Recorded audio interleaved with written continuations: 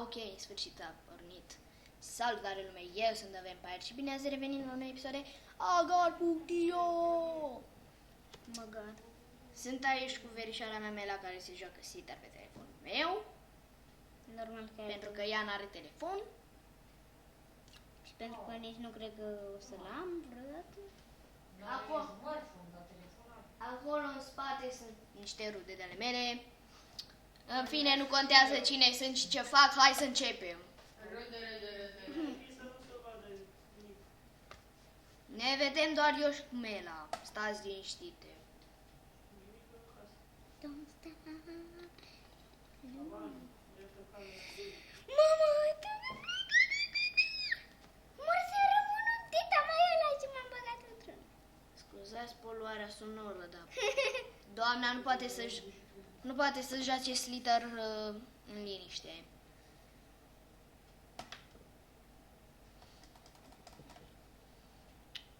Mamă, te-ai stusit ce noroc am. Mă întorc când se Numărul pornește 3. și jocul. E bine oricum. Ok, am revenit. Serios?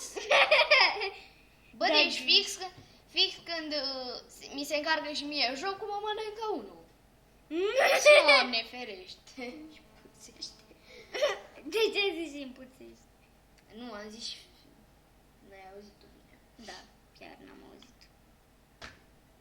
Bă, stai să-mi dau eu microfonul ăsta mai aproape, că poate nu mă auziți. Și acum mă auziți tare! Îmi cer scuze pentru utilizatorii care ascultă cu căștile pe urechi.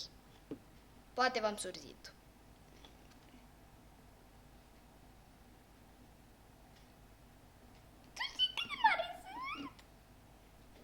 Nu, dar văd. Uite. Am rotit ca să-ți arăt. Nu și da vezi.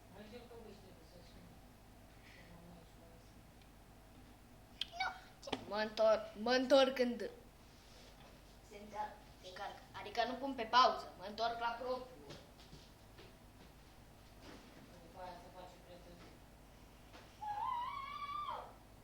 El țipă în pernă acum. De fapt,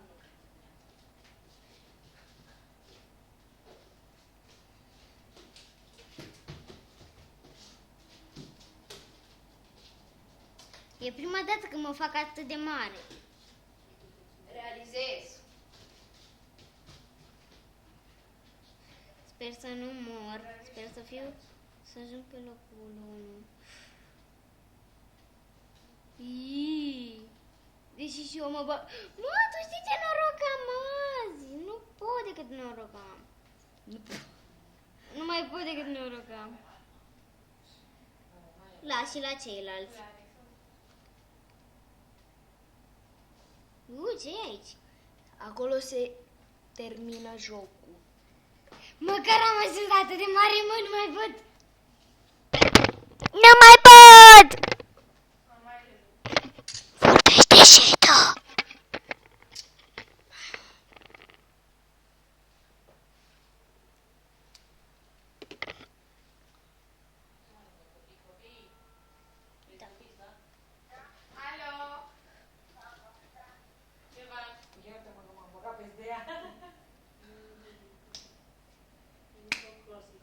Bravo mie, fraților. Deci bravo mie. Bravo! Deci mai jucăm 9 minute pentru că filmăm de 4 minute și da. Și pentru că tu ai stat să țipi în pernă. Mai la ia uite ce fac cu o opțiune de la Bandicam. Uită-te. Nu pot. Tare. Să mă lași pe mine. Gata. Mă lași pe mine? Vreau să scriu mare și frumos. Alege acolo culori. Hai, lasă-mă și pe mine. Lasă-mă Stai puțin.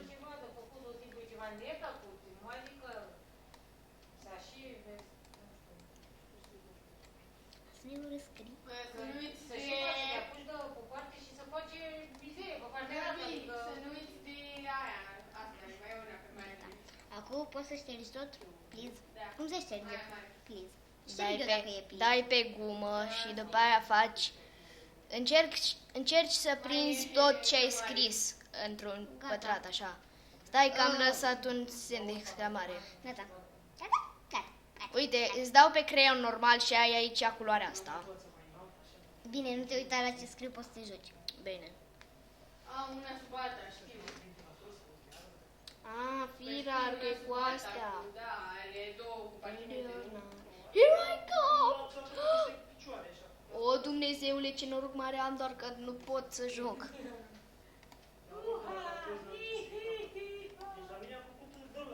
Respirați, nu se găsește aia. Aia, vai. Oh my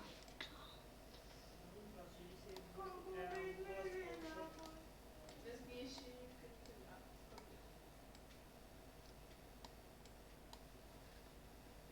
De ce la unghia asta mare a ta, Gabi, este mai puțin alb? Uite, aici, față de asta.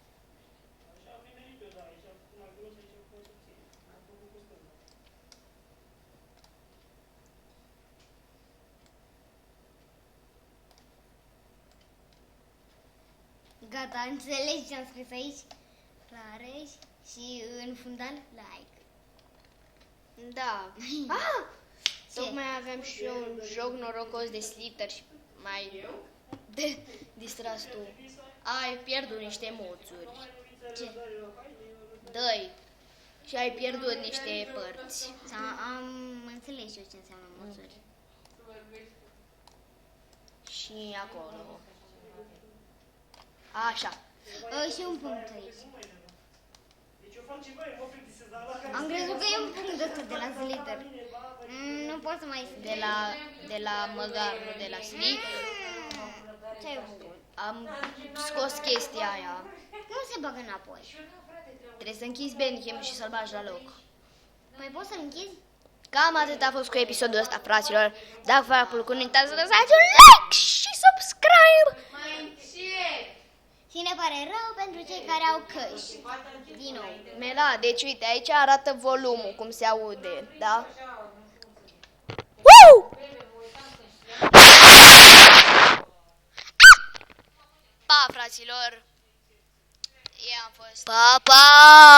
Am fost The Vampire cu Mela pe fundal care se juca Slither. Pa!